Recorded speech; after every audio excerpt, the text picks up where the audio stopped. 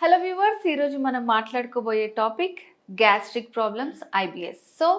Gastric problem అసలు ఎట్లా వస్తుంది? చాలామందికి చిన్న చిన్న తేన్పులు, కడుపులో నొప్పి ఇట్లాంటివి రాగానే గ్యాస్ట్రిక్ ప్రాబ్లం అనుకుంటారు. అసలు గ్యాస్ట్రిక్ ప్రాబ్లం అనేది ఎట్లా వస్తుంది? దాన్ని ఎలా నివారించుకోవాలి?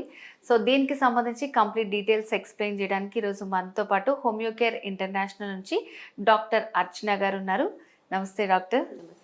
డాక్టర్ గారు, అసలు ఈ గ్యాస్ట్రిక్ ప్రాబ్లమ్ని ఎట్లా మనం ఐడెంటిఫై చేయాలి? చాలామంది ఏంటంటే చిన్న చిన్న నొప్పి రాగానే, కొంచెం ఆయాసం రాగానే నాకు గ్యాస్ ప్రాబ్లం ఉందేమో ఇట్లా అనుకుంటూ ఉంటారు, తేన్పులు ఇలాంటివి వచ్చినప్పుడు. ఈ గ్యాస్ట్రిక్ ప్రాబ్లమ్ని మనం ఎలా ఐడెంటిఫై చేయాలి? అండ్ ఐబిఎస్కి దీనికి కూడా డిఫరెన్స్ ఏంటి చెప్తారా? గ్యాస్ట్రిక్ ప్రాబ్లమ్ అని ఎప్పుడు అంటామంటే మనకి జీర్ణ వ్యవస్థలో అంటే ఈ స్టమక్ నుంచి పేగుల వరకు ఏ ప్రాబ్లం వచ్చినా కూడా will tell it as a gastric issues. So gastric ఇష్యూస్లోనే చాలా రకాలు ఉంటాయి. అంటే అక్యూట్ గ్యాస్ట్రైటిస్ అవ్వచ్చు, క్రానిక్ గ్యాస్ట్రైటిస్ కావచ్చు, లేకపోతే నార్మల్గా వచ్చి ఈ యాసిడ్ పెప్టిక్ అల్సర్స్ కావచ్చు, దానిలో మళ్ళీ డియోడినల్ అల్సర్స్ అని పెప్టిక్ అల్సర్స్ అని వస్తుంది. అండ్ గ్యాస్ట్రిక్ ఇరోషన్స్ కావచ్చు, హయాటస్ హెర్నియా కావచ్చు. అట్ ద సేమ్ టైమ్ ఈ ఐబిఎస్ ఇరిటబుల్ బవల్ సిండ్రోమ్స్ కానీ నార్మల్గా వచ్చే chronic conditions of any gastric ఇష్యూస్ని మనం గ్యాస్ట్రిక్ ట్రబుల్స్ కింద తీసుకుంటాం. సో ఈ గ్యాస్ట్రిక్ ట్రబుల్ అనేది అది అక్యూట్గా ఉందా, క్రానిక్గా ఉందా అనేది చూసుకోవాలి. అక్యూట్ అంటే ఏంటంటే హార్డ్లీ ఒక 1 వీక్ ఆర్ 10 డేస్ ఉంటుంది. తర్వాత మనం ప్రాపర్ డైట్ అది మెయింటైన్ చేస్తే తగ్గిపోతుంది. It might be because of any spices intake కానీ, ఏదైనా హెవీగా తినటం వల్ల కానీ, మీల్ టు మీల్ ఇంటర్వెల్ అనేది చాలా ఎక్కువగా ఉండటం, అలవాటు లేకుండా ఇష్టం వచ్చినట్టుగా లేట్ నైట్స్‌లో తినటం, ఎక్కువగా స్మోకింగ్, ఆల్కహాల్, పచ్చళ్ళు, పులుపు ఇవి ఎక్కువగా తినడం వల్ల కూడా అక్యూట్‌గా గ్యాస్ట్రిక్ ఇష్యూస్ వచ్చే ఛాన్సెస్ ఉంటుంది. బట్ అదేంటంటే మనకి వితిన్ ఎ వీక్‌లో మళ్ళీ హెల్తీ హ్యాబిట్స్ మెయింటైన్ చేస్తే సరిపోతుంది. బట్ వేరేస్ క్రానిక్ కండిషన్స్‌లో ఏంటంటే ఈ ఎక్కువగా ఈ నాసియా సెన్సేషన్స్ కానీ, వామిటింగ్ సెన్సేషన్, కడుపు ఉబ్బరంగా ఉండటం, బ్లోటింగ్ ఉండటం, డిస్టెన్షన్ ఉండటం, గ్యాస్ అనేది పైనుంచి కానీ లేకపోతే ఆపన్న వాయువు అంటాం. అంటే ఫ్లాచులెన్స్ రూపంలో వెళ్ళిపోతేనే దే విల్ ఫీల్ కంఫర్టబుల్. కొంచెం తిన్నా కూడా మనకి ఎక్కువగా తిన్నట్టుగా అనిపించటం, ఆకలి అనేది మందగించటం, ఇండైజెషన్ ఇష్యూస్ రావటం, ఎట్ ద సేమ్ టైమ్ పుల్ల తేన్పులు లాంటివి. నార్మల్‌గా కొంతమందికి హెవీగా మీల్ తీసుకున్నప్పుడు తేన్పులొస్తాయి. అంటే డైజెషన్ అయినప్పుడు వస్తది అనుకుంటారు. బట్ ఎప్పుడైతే మనకి పుల్లని తేన్పులొస్తాయో, ఎప్పుడైతే మనం తీసుకునే ఆహారం అనేది మళ్ళీ అదే స్మెల్‌గా బయటికి వస్తూ ఉంటుందో, it's a chronic condition of gastritis అని చెప్పొచ్చు. సో ఈ సింప్టమ్స్‌లో ఏ ఒక్క సింప్టమ్స్ రిపీటెడ్‌గా వచ్చినా కూడా ఖచ్చితంగా మనము ఈ గ్యాస్ట్రైటిస్ కానీ, యాసిడ్ పెప్టిక్ అల్సర్స్ కానీ, లేకపోతే గర్డ్ అంటే రిఫ్లెక్స్ డిజార్డర్, అంటే ఏదైతే ఫుడ్ తీసుకుంటామో అది మళ్ళీ పైకొచ్చినట్టుగా రిఫ్లెక్స్ లాగా మళ్ళీ పైకి రావడం, ఆహార నాళంలోకి రావడం కూడా మనం one condition of gastric troubles అని చెప్తాం. If it is persisting more than 3 weeks or 4 weeks continuously, even after healthy habits చేసిన తర్వాత కూడా ఉంటుంది అంటే మాత్రం ఖచ్చితంగా ప్రాపర్ కన్సల్టెంట్‌ని కలిసి ట్రీట్మెంట్ అనేది స్టార్ట్ చేసుకుంటే గ్యాస్ట్రిక్ ట్రబుల్‌ని చాలా వరకు తగ్గించుకోవచ్చు. At the same time first initial time నుంచి మెడిసిన్ ఏమి అవసరం లేదు gastric ట్రబుల్స్‌కి.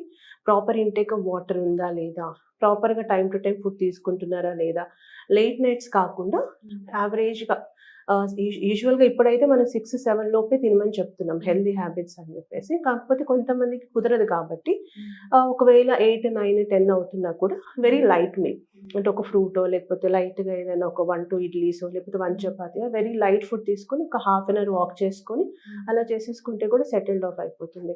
At the same time పీచు పదార్థం ఖచ్చితంగా ఇంక్లూడ్ చేసుకోవాలి. అండ్ నీరున్న కూరగాయలు ఎక్కువగా తినటం, ఈ మసాలా ఇవి తగ్గించుకోవటం, అండ్ డీప్ ఫ్రైడ్ ఐటమ్స్ అనేది తగ్గించటం, ఎక్కువగా ఈ పుల్లకి సంబంధించిన పదార్థాలు తగ్గించటం, ఒక మీల్‌కి మినిమమ్ 3-4 అవర్స్ చిన్న మీల్ తీసుకునేటట్టుగా ప్రయత్నిస్తే దాదాపుగా గ్యాస్ట్రిక్ ట్రబుల్స్ ఇంట్లోనే తగ్గిపోతాయి. ఒకవేళ తగ్గట్లేదు, ఎప్పుడైనా యాంటాసిడ్స్ ఏస్తేనే తగ్గుతుంది అంటే మాత్రం అప్పుడప్పుడు కొబ్బరి నీళ్ళు గానీ, ఎలక్ట్రాల్ పౌడర్స్ కానీ, మజ్జిగ గానీ కూడా తీసుకోవచ్చు. అయినా కూడా తగ్గట్లేదంటే డాక్టర్‌ని కన్సల్ట్ అయ్యి ప్రాపర్ ఇన్వెస్టిగేషన్స్ ఉంటాయి. అంటే అన్నిటికి మనం అప్పర్ జిఐ ఎండోస్కోపీ ఏం చేయించం, యూఎస్జీ అబ్డామెన్ స్కాన్ చేయించము. బట్ కొన్ని కండిషన్స్‌లో మెడిసిన్స్ వేసిన తర్వాత కూడా తగ్గట్లేదు, even after taking proper precautionary food తీసుకున్నా తగ్గట్లేదు అంటే మాత్రం డెఫినెట్‌గా మనం మెడిసిన్స్ వాడాల్సిన అవసరం వస్తుంది. అండ్ నిద్ర సరిగా లేకపోయినా most of the people will get gastric erosions, gastritis, acid peptic disorders ఇవి వస్తూ ఉంటాయి. ఎమోషనల్ స్ట్రెస్ ఎక్కువగా ఉన్న వాళ్ళలో కూడా వస్తూ ఉంటుంది.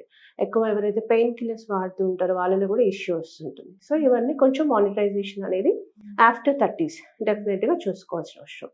సో ఇందులో మేజర్‌గా వచ్చేది ఐబిఎస్. Irritable bowel syndrome. ఇప్పుడు ఈ గ్యాస్ట్రిక్ ఇరోషన్స్ కానీ, acid peptic ulcers, gastritis, erosions ఇవన్నీ తొందరగానే తగ్గిపోతాయి. But versus long term treatment తీసుకునేది ఇరిటబుల్ బవల్ సిండ్రోమ్. దీనిలో ఏంటంటే మనకి గ్యాస్ట్రిక్ ట్రబుల్తో పాటుగా అంటే ఈ nausea, vomiting, gas, bloating, distension ఇవన్నీ ఉంటాయి. ఇది కాకుండా వెయిట్ లాస్. ఎందుకు వెయిట్ లాస్ అంటే యూజువల్గా they'll get loose motions immediately after taking a meal. అంటే మార్నింగ్ బ్రేక్ఫాస్ట్ తీసుకున్న వెంటనే they have to rush to the toilet ఇమీడియట్గా. అది కూడా సాఫ్ట్ మోషన్ అట్లా రాదు, నార్మల్ మోషన్ లెక్క రాకుండా వాటరీ డయేరియా అంటాం, నీళ్ళ విరోచనం లాగా వస్తూ ఉంటుంది. అది ఒక condition. At the same time అది ఈవెన్ లంచ్ తర్వాత కూడా వస్తుంది. మళ్ళీ నైట్స్ డిన్నర్ తర్వాత ఎక్కువ మందిలో చూస్తుంటాం, లంచ్లో కొంచెం తక్కువ. బట్ వేరే బ్రేక్ఫాస్ట్ తర్వాత, డిన్నర్ తర్వాత కొంచెం ఇబ్బంది పెడుతూ ఉంటుంది. అండ్ మ్యూకస్ స్టూల్ అంటే అందులో చీముగుళ్ళలాగా రావటం, మోషన్ మీద తెల్లగా పసు అంటుకున్నట్టుగా అనిపించడం అనేది కూడా వన్ రీజన్. అండ్ కాన్స్టిపేషన్, మలబద్ధకం అంటే కొన్ని రోజులు అసలు మోషన్ ఉంటాయా? అంటే ఎయిదర్ డైరియా అయినా కావచ్చు, లేదంటే constipation.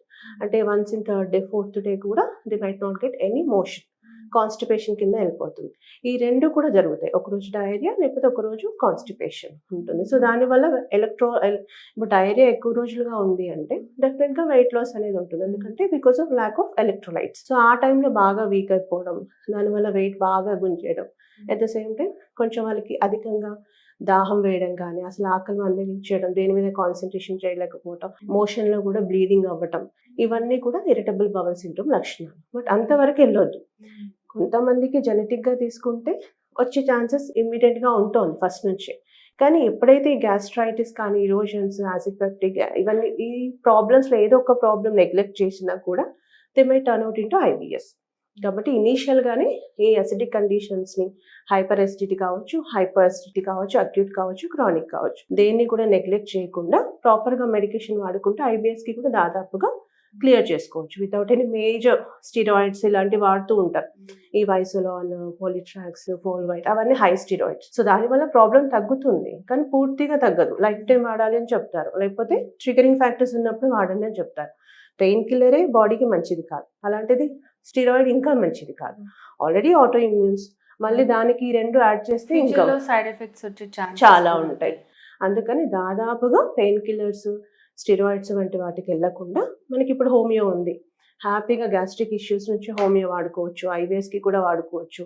Ulcerative colitis, Crohn's disease, IBD వీటన్నిటికీ లైఫ్ టైం మెడికేషన్ అనే అదర్ సిస్టమ్స్లో చెప్తా ఉంటారు. బట్ వేరాజ్ ఇన్ హోమియో మనకి 1-2 months నుంచి ఇంప్రూవ్మెంట్ స్టార్ట్ అవుతుంది. డిపెండ్స్ ఆన్ ద క్రానిసిటీని బట్టి 1 year or 2 years ముందే చెప్తాం. అదంతా వాడుకుంటే జీవితాంతం వాడాల్సిన అవసరం ఉండదు. Patient will be happily settled అనమాట. సో డాక్టర్ గారు, అంటే చాలా మందికి ఒక అపోహ ఉంటుందన్నమాట. లైక్ ఇప్పుడు ఇది వాడితే మనకి ఇమీడియట్ రిజల్ట్ ఉండదు, చాలా లేట్ గా రిజల్ట్ వస్తుందని అంటుంటారు. సో మరి ఈ గ్యాస్ట్రిక్, IBS ఇలాంటి ప్రాబ్లమ్స్ కి హోమియోకేర్ ఇంటర్నేషనల్ లో ఎలాంటి ట్రీట్మెంట్ అవైలబుల్ గా ఉంది? మనం ఇప్పుడు వైసోలాన్, HCQ, ఫోలిట్రాక్స్, ఫోల్వైట్ వేసినంత ఫాస్ట్ గా ఏమి ఇంప్రూవ్మెంట్ రాదు, టు బి ఫ్రాంక్. ఇప్పుడు యాంటాసిడ్స్, పాంటాప్రజోల్ వాడతారు, ఒమెప్రజోల్ వాడతారు, DSRs వాడతారు. బట్ అంత ఫాస్ట్గా రాదు. వేసిన రోజే అయితే ఇంప్రూవ్మెంట్ రాదు. బట్ లాంగ్ టర్మ్ కూడా చూసుకోవాలి కదా. ఇప్పుడు వేసినప్పుడు తగ్గడం అంటే జీవితాంతం మెడిసిన్స్ మీద డిపెండ్ అవ్వలేము. ఆ 1-2 months హోమియో డాక్టర్కి కనుక మీరు పేషెన్సీగా వెయిట్ చేస్తే డెఫినెట్గా improvement will start after 1 month of medication. ఆ ఇంప్రూవ్మెంట్ స్టార్ట్ అయిన తర్వాత డెఫినెట్గా recurrence chances will be very very less. ఒక్కసారి కేసు ముందుకు వెళ్ళింది అంటే మళ్ళీ రివర్ట్ బ్యాక్ అవ్వడం మళ్ళీసారి అంటే they are not following doctor's advice అయితే తప్ప ముందుకు వెళ్ళిపోతూనే ఉంటుంది కేసు. కాబట్టి మనకి ఇలాంటి స్టీరాయిడ్స్, పెయిన్ కిల్లర్స్, యాంటాసిడ్స్ వాడాల్సిన అవసరం ఉండదు కదా. కొంత లాంగ్ టర్మ్ అయినా కూడా వాడుకుంటే జీవితాంతం వాడాల్సిన అవసరం హోమియోపతి వాడుకుంటే ఉంటుంది. ఓకే డాక్టర్ గారు, సో ఈ గ్యాస్ట్రిక్ ప్రాబ్లమ్స్, IBS అంటే ఏంటి చాలా బాగా ఎక్స్ప్లెయిన్ చేశారు. అండ్ అలాగే హోమియోకేర్ ఇంటర్నేషనల్ లో ఎలా ట్రీట్మెంట్ ఉంటుందని కూడా చాలా బాగా చెప్పారు. Thank you so much.